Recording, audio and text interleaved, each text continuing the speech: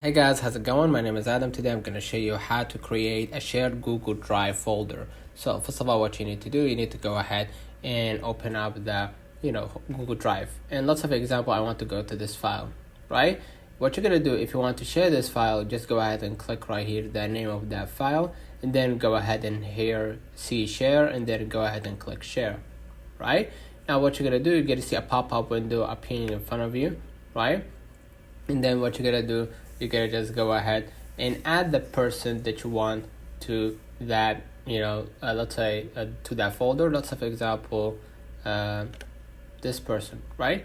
So now you're going to be able to select their role. If they were editor, that means that they can organize, add, and edit files, or commentator, so they can comment on that file, or as a viewer to see the files. And then basically hit send, and they will receive an email invitation that you want them to join your file space. So let me know in the comments if this video helped you. Don't forget to like and subscribe. Thank you for watching.